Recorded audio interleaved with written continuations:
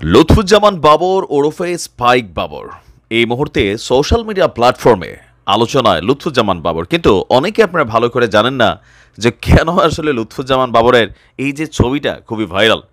আলোচনার শুরুয়াতটা করেছেন কিন্তু খোদ ডক্টর ইউনূসী। আপনাদের খেয়াল থাকার কথা যে তিনি ক্ষমতায় আসার পরপরই, আসন গ্রহণ করার পরপরই ভারতের একটা গণমাধ্যম এনডিটিভিকে দেওয়া সাক্ষাৎকারে বলেছিল, ভারত যদি কোনো রকম উল্টাপাল্টা অ্যাকশন করে তাহলে সেভেন সিস্টার্স উত্তপ্ত হবে। আর সেইখান থেকে আসছে সেভেন সিস্টার্স ইস্যুতে লুৎফুজ্জামান বাবরের ভূমিকা এবং কেন আসলে ভারত লুৎফুজ্জামান বাবরকে ভয় পেত। আপনাদের সকলের নিশ্চয় খেয়াল থাকার কথা 7 ট্রাক অস্ত্র মামলার কথা, তাই না? আসুন দেখি কেন আসলে কি ঘটতে যাচ্ছিল। ভারতের সেভেন সিস্টার্স মানে উত্তর পূর্ব অঞ্চলের 7টি রাজ্যগুলোর নাম হচ্ছে কি? ভারতের অরুণাচল প্রদেশ, আসাম, ত্রিপুরা, যেখান থেকে এখন বন্যার ইস্যু হচ্ছে, নাগাল্যান্ড, মণিপুর, মিজোরাম এবং মেঘালয়। বেসিক্যালি এই 7টা রাজ্যকে একত্রে বলা হয়ে থাকে সেভেন সিস্টার্স। তো অনেকে ভাবেন যে লুৎফুজ্জামান বাবর হচ্ছে ভারতের কাছে মোস্ট ওয়ান্টেড একটা নাম। লুৎফুজ্জামান বাবর সেভেন সিস্টারে একটা বিদ্রোহী দল বানিয়ে ভারতকে অস্থিতিশীল করতে চেয়েছিল।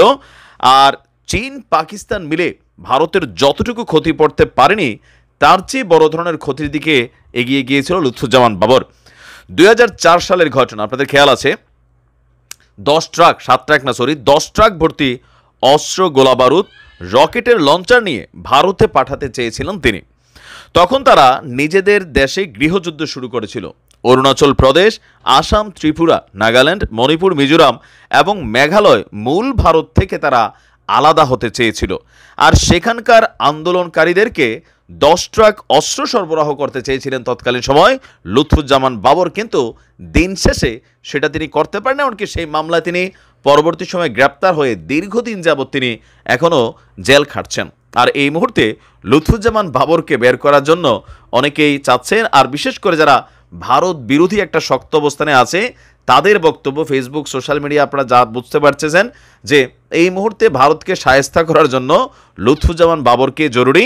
তবে ডক্টর ইউনূসের সরকার কখনোই এই কাজ করবে না যে বাবর সাহেবকে মুক্ত করে সেভেন সিস্টার্সকে উত্তপ্ত করতে দিবে। এটা কূটনৈতিক কারণে হবে না। আচ্ছা, আমরা যদি দেখি তার ব্যাকগ্রাউন্ডটা একটু দেখি যে কেন তিনি বরাবরই আলোচনায়। 1958 সালের 10ই অক্টোবর লুৎফুজ্জামান বাবরের জন্ম। তার প্রাতিষ্ঠানিক শিক্ষা কিন্তু খুব বেশি না, মাত্র এইচএসসি পর্যন্ত। 1991 সালে প্রথমবারের মতন নেত্রকোনা থেকে সংসদ সদস্য নির্বাচিত হন। 1996 সালের 15ই ফেব্রুয়ারি বিতর্কিত নির্বাচনেও তখনও তিনি সংসদ সদস্য নির্বাচিত হন। ওই নির্বাচনের পরপরই বিএনপি যখন সরকার গঠনের প্রস্তুতি নিচ্ছিল তখন দলের ভেতরে অনেকেই ধারণা করছিলেন যে লুৎফুজ্জামান বাবর গুরুত্বপূর্ণ কোনো মন্ত্রণালয়ের দায়িত্ব পাবেন। 2001 সালে বিএনপি নেতৃত্বাধীন যে সরকার গঠিত হয় তাদের মধ্যে প্রবল ক্ষমতাবান ছিলেন এই লুৎফুজ্জামান বাবর। মনে করা হয় যে বিএনপি নেত্রী এবং ওই সরকারের প্রধানমন্ত্রী খালেদা জিয়ার বড় ছেলে তারেক রহমানের সাথে তার ঘনিষ্ঠতা ছিল খুব বেশি। 21শে আগস্ট 2004 সালে গ্রেনেড হামলা মামলায় 18 মার্চ 2012 সালে তারেক রহমান এবং বাবর সহ তালিকাভুক্ত 30 আসামির নাম যুক্ত হয়েছিল। আর 1 অক্টোবর 2018 সালে এই মামলায় তাকে মৃত্যুদণ্ড দেওয়া হয়েছিল। পরবর্তী সময়ে 2004 সালে ধরা পড়া যে 10 ট্রাক অস্ত্রের চালান মামলা, 3 অক্টোবর 2010 সালে সেই মামলায়ও তাকে শো নোটিস দেখানো হয়। খালেদা জিয়ার নেতৃত্বে যে সরকার ছিল, যে ব্যাপক আলোচিত ঘটনাগুলো, এর মধ্যে ছিল 10 ট্রাক সমপরিমাণ অস্ত্র, বাংলাদেশের ইতিহাসে সর্ববৃহৎ অস্ত্র এবং গোলাবারুদের চালান আটক করা হয়েছিল।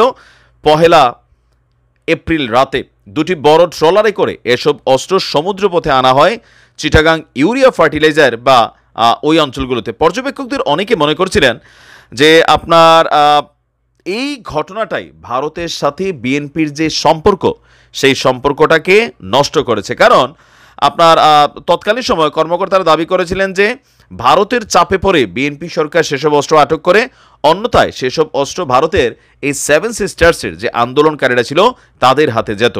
বিএনপি বরাবরই দাবি করে যে সরকার তখন ব্যবস্থা নিয়েছিল বলেই সেসব অস্ত্র আটক করা হয়েছে।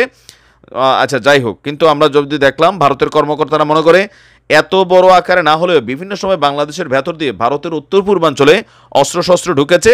আর এই ঘটনায় বিএনপি তৎকালীন সময় মূল ভূমিকা রেখেছে। তো কি ছিল সেই, আমরা দেখাই উদ্ধার তালিকায় চীনের তৈরি AK-47 rifle, semi automatic rifle, rocket launcher, rocket shell, pistol, hand grenade, বিপুল পরিমাণ গুলি, বিস্ফোরক দ্রব্য। তো 1790টি বিভিন্ন ধরনের অস্ত্র, 11.5 লক্ষ গুলি, 6,500 ম্যাগজিন, 27,000 গ্রেনেড, 150টি রকেট লঞ্চার। তো এরপরে আমরা যদি দেখি সেই ঘটনা থেকে ভারতের সাথে বিএনপির সম্পর্ক খারাপের দিকে গেছে, আর আওয়ামী লীগকে যথেষ্ট পজিটিভ চেয়েছে। এখন ওই বাবর আর আজকের বাবরে কিন্তু অনেক পার্থক্য আছে। স্পাইক চুল কাটতেন, এখন তিনি সাইডে সীতা করেন, চুল সাদা হয়ে গেছে, দাড়ি বড় হয়ে গেছে। আগের সেই যা সাহসটা, ডেঞ্জারাস অ্যাক্টিভিটিসের মতন যে মেন্টালিটি 20 বছর আগের, সেটা কিন্তু এখন আর নেই।